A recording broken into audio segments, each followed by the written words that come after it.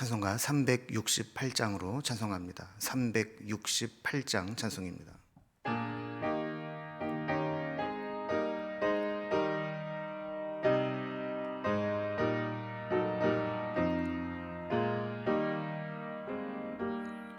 주 예수여 은혜를 내려주사 곧 충만케 하옵소서. 이주리고 목마른 나의 맘에 주 성령을 부소서. 주 예수여 충만한 은혜 내 영혼에 부소서. 주 예수만 나의 힘 되고 내 만족함 됩니다. 주 예수여 죄에서 풀어주사 날 정결케 하옵소서. 이 세상의 유혹이 나의 맘에 틈 못하게 하옵소서. 주 예수여 충만한 은혜 내 영혼에 부소서. 주 예수만 나의 힘 되고 내 만족함 됩니다. 옛 야곱이 천사와 씨름하던 그 믿음을 주옵소서. 이 세상의 물결이 흉흉해도 날 평안케 하옵소서.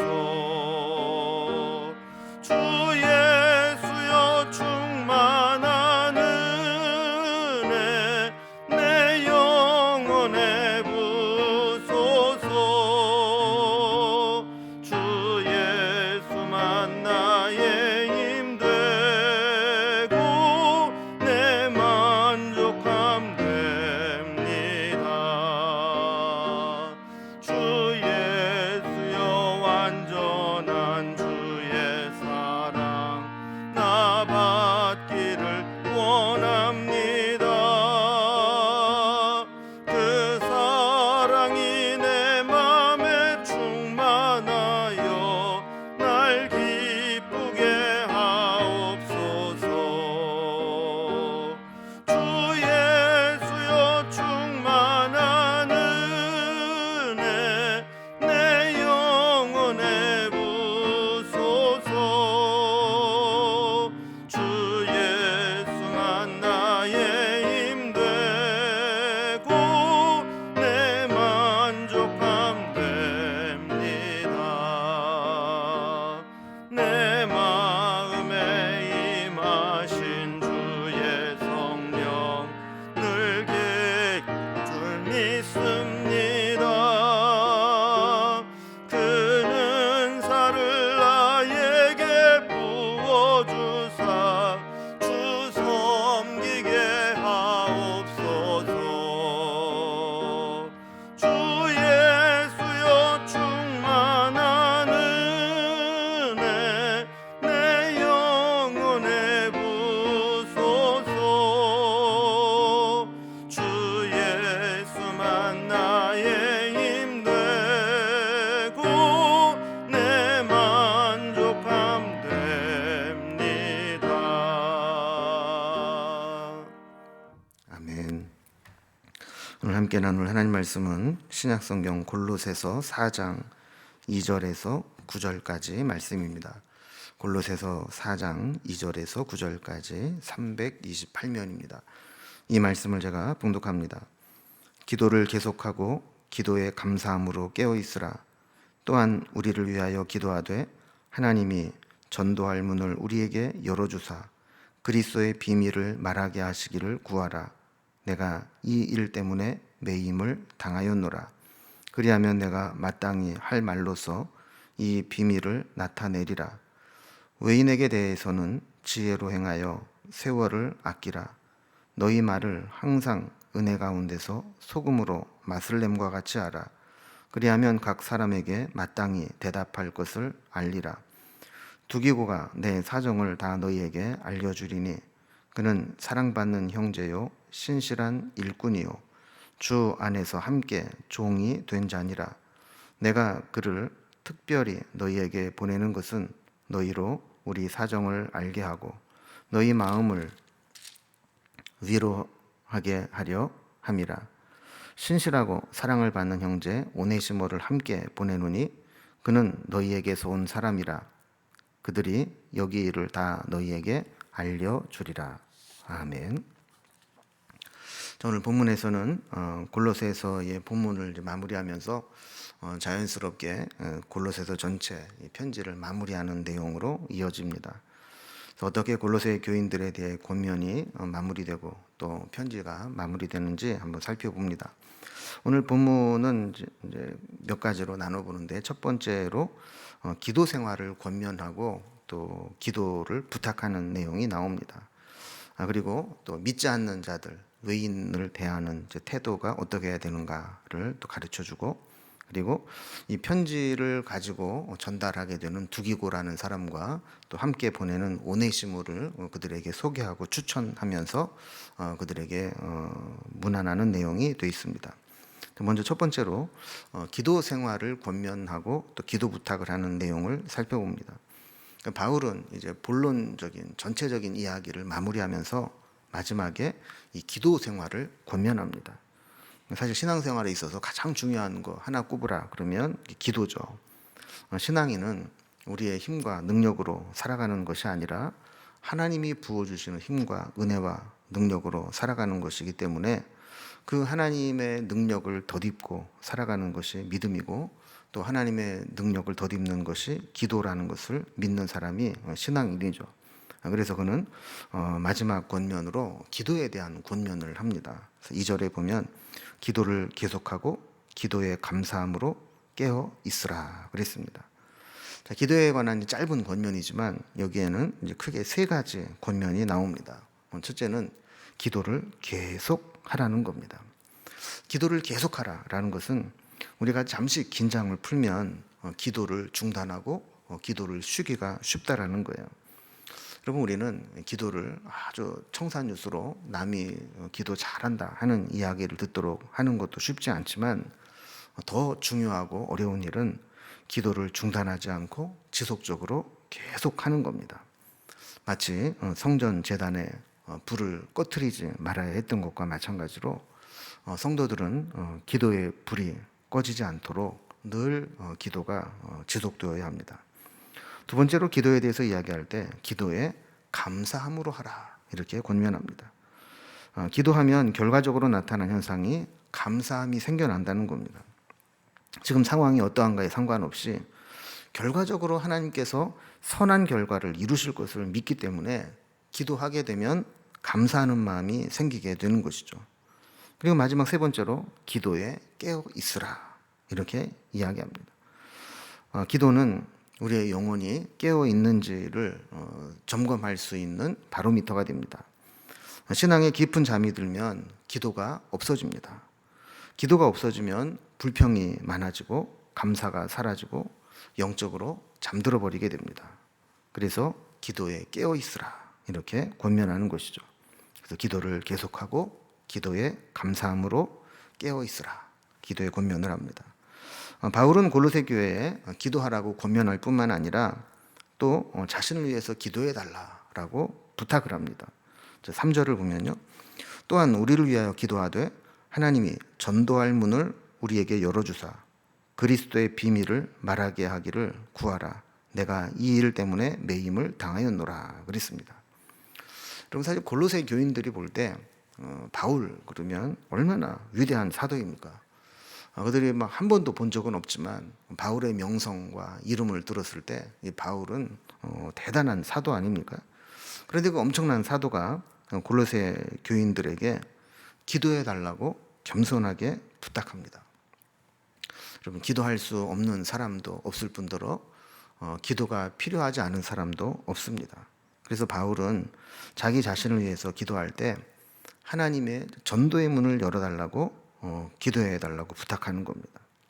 복음을 전하는 거, 전도하는 거, 여러분, 그게 사람이 행위로는 할 수 있지만 열매를 맺는 것은 하나님이 역사하실 때 가능합니다.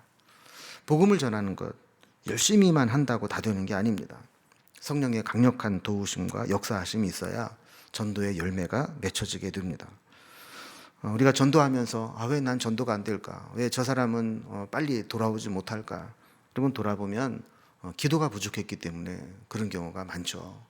그래서 우리가 복음을 전하고 한 영혼을 주께로 인도할 때에는 그 전에 기도로 열심히 기도로 심고 다른 사람들에게 기도로 부탁하고 해서 기도가 모아지는 것이 더 중요합니다. 특히 바울은 그리스도의 비밀을 말하여 복음을 전하는 자다라고 이야기를 하면서 이 일 때문에 내가 감옥에 갇혔다, 이렇게 이야기를 하는 거죠. 그러니까 전하는 자가 지혜롭게 전해야 되는 것도 필요하지만 또 듣는 자가 들을 때 하나님이 역사하실 수 있도록 기도하는 것이 필요합니다. 그래서 4절에 보면 그리하면 내가 마땅히 할 말로써 이 비밀을 나타내리라 그랬어요. 그래서 골로새 교인들이 바울을 위해서 기도해주고 복음을 전할 수 있는 길을 열어달라고 기도하면 바울은 지금 비록 감옥에 있지만 감옥에서든지 풀려나서든지 더 힘있게 복음을 전할 수 있게 될 것이다 라고 이야기를 하는 것이죠. 이렇게 본론에서 마지막 권면은 기도에 대한 권면이고 부탁입니다. 자, 이제 믿지 않는 자들을 대하는 태도에 대해서도 마지막 권면을 합니다. 기도에 대한 권면 다음에 외인이라고 표현된, 그러니까 믿지 않는 사람, 교회 밖에 있는 사람들을 어떻게 대할 것인가에 대한 이야기를 합니다. 자, 5절을 보면요, 외인에게 대해서는 지혜로 행하여 세월을 아끼라 그랬습니다. 그러니까 외인은 올바른 믿음을 갖지 않은 세상 사람들을 의미합니다. 특히 골로새 교인들을 미혹하고 혼란스럽게 했던 거짓 교사들이라 이렇게 볼 수도 있고, 넓게 보면 교회에 들어오면 교인이지만 교회 밖을 나가면 만나는 교회 밖에 많은 불신자들이 있지 않습니까? 그런 사람들과의 관계를 어떻게 할 거냐 하는 거죠. 그럼 믿음 없는 사람과 깊이 있는 만남을 지속적으로 갖다 보면 어쩔 수 없이 영향을 받게 됩니다. 그래서 세상을 살아가고 믿음 없는 사람들과 만나서 함께 교제하고 살아가려면 지혜가 필요합니다. 그렇지 않으면 자기도 모르는 사이에 믿음이 흔들리게 되고 또 그들과 논쟁을 하다 보면 쓸데없는 에너지만 허비하게 됩니다.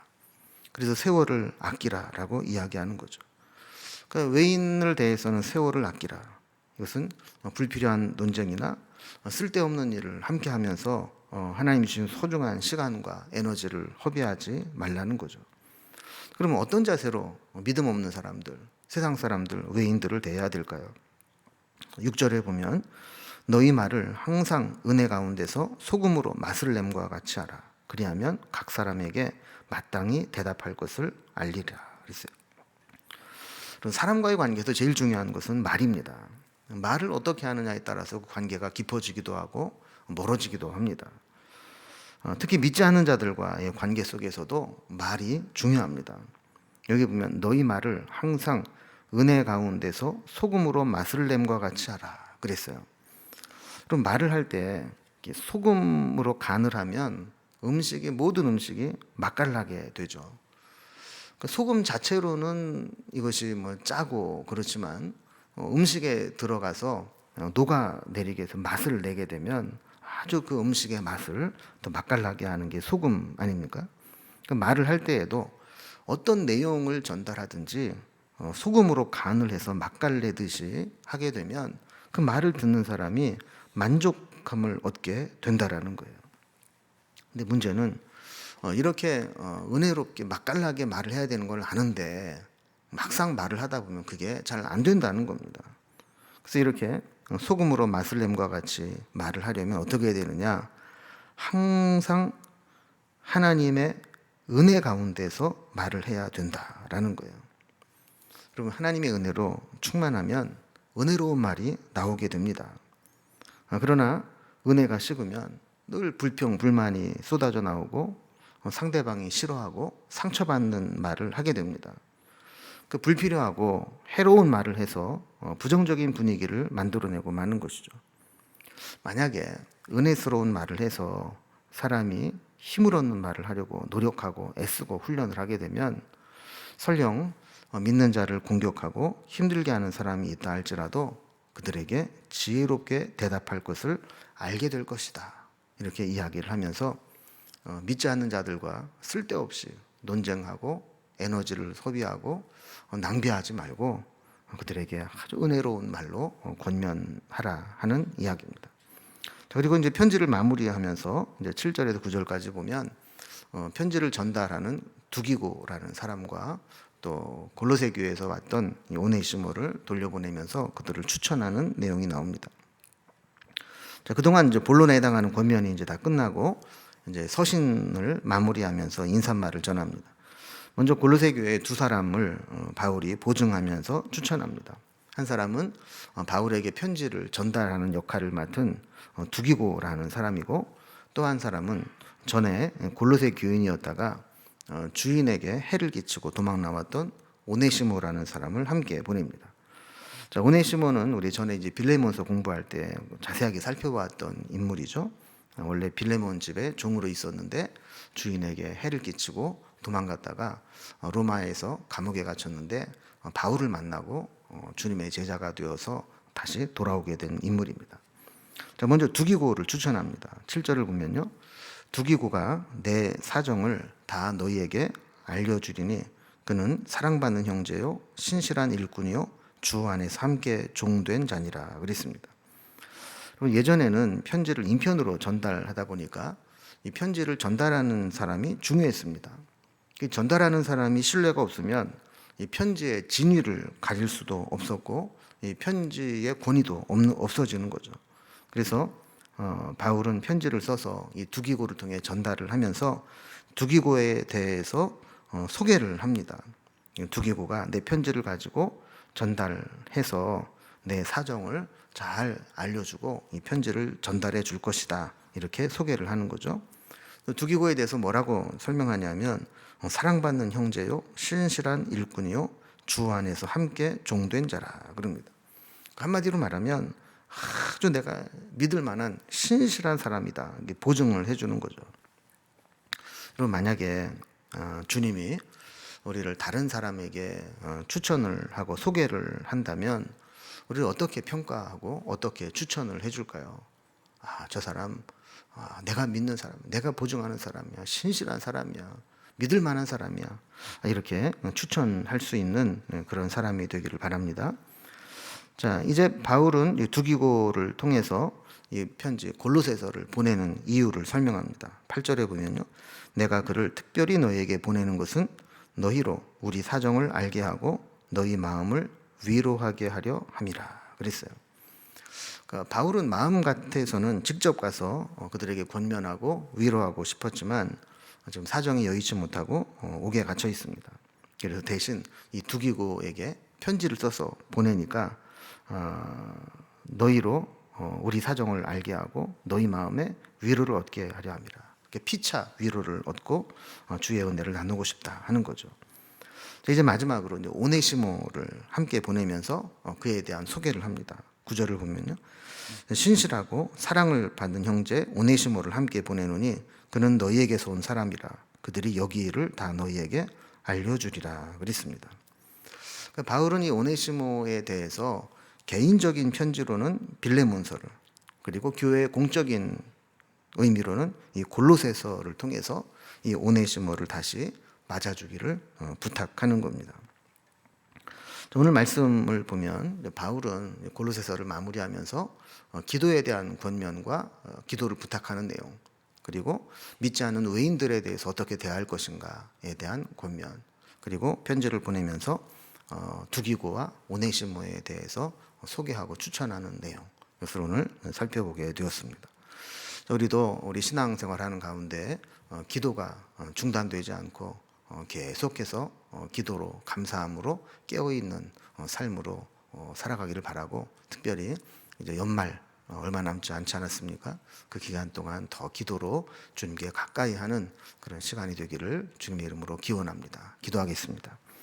하나님 아버지, 오늘도 골로새서의 말씀을 통해서 우리에게 우리 신앙의 가장 중요한 것, 기도라는 것을 다시 깨닫게 해주시니 감사하고, 혹시라도 우리가 기도에 중단되어 있거나 감사함을 잃어버렸거나 기도로 깨어있지 못하다면 다시 기도에 불을 붙이고 기도로 깨어있을 수 있도록 인도하여 주옵소서. 세상을 향해서도 지혜롭게 은혜 가운데 대하게 하여 주시고, 또 우리가 어디를 가든지 누구에게 추천을 받든지 주의 인정받고 신실한 자로 칭찬받는 사람이 될 수 있도록 인도해 주옵소서. 우리가 세일의 다니엘 특별 기도회를 하면서 회복의 은혜를 구하고 있습니다. 오늘은 특별히 감사의 회복을 구하오니 우리의 매일매일 삶 속에서 우리에게 베풀어 주신 하나님의 은혜에 세밀하게 감사함을 느끼고 여러 가지 감사의 제목이 넘치는 삶이 되어줄 수 있도록 인도해 주시기를 원합니다. 감사가 잃어버리고 불평불만이 생기진 않는지 돌아보면서 우리의 삶에 감사가 회복되기를 원하오니 늘 감사하는 마음, 감사하는 믿음을 갖게 하여 주옵소서.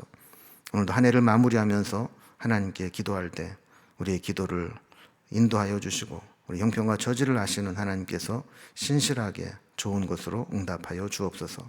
오늘 하루도 온전히 주님께 부탁드리며 예수님의 이름으로 기도드리옵나이다. 아멘. 각자의 기도 제목들로 자유롭게 기도하시겠습니다.